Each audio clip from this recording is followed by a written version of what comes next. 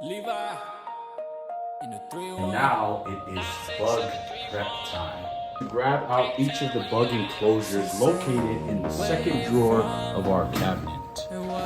Here we have our dubia roaches enclosure and mealworms. Next, you're going to grab the Tuesday and Thursday containers located on the top drawer of the cabinet. Then step number 3 is to grab out the tweezers. Before is we're going to just grab a handful of leaves from our fridge. Next step, we're going to use the tweezers to grab out a variety of bugs and place them into our containers. We're just trying to get a variety of different mix of different bugs. We'll open up each enclosure.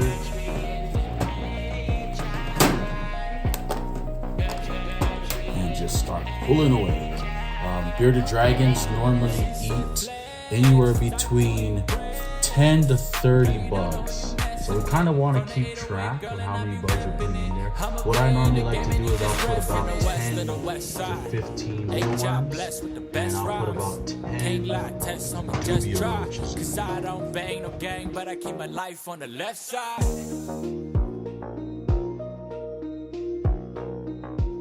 If you do not like creepy crawlies, insects, or bugs, check out this funnel method found on TikTok.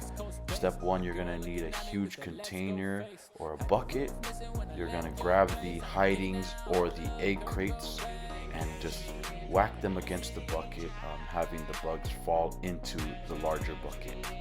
Now that you have the bugs in a larger container with no hidings, you can go ahead and funnel those into a smaller container or bucket. Now you can grab that container and pour it into an even smaller container or a cup. And now you are ready to take that cup that is full of just bugs and place them into the Tuesday and Thursday containers. Remember to keep count on how many bugs you are putting in each container. Then you can take the rest of the bugs and place them back in their enclosure. Also put back their hidings and egg crates. Alright, now we're going to grab a leaf, just one leaf, and place it in the container. And then we're going to close the lids on the containers and make sure we seal those. We don't want any of those guys crawling around. And then we want to put that in the top drawer and repeat the process for all the remaining containers. Alright, once we've done all the containers, now we're going to make sure we close these enclosures, make sure they're nice and sealed, and place them right back into the second drawer. And make sure we got tweezers and lock it all up. Alright, now it's time for us to clean up. We put away all of our supplies, and then we're going to lock up this cabinet. Now we're going to lock up each of the enclosures. Each of these is locked up before we leave.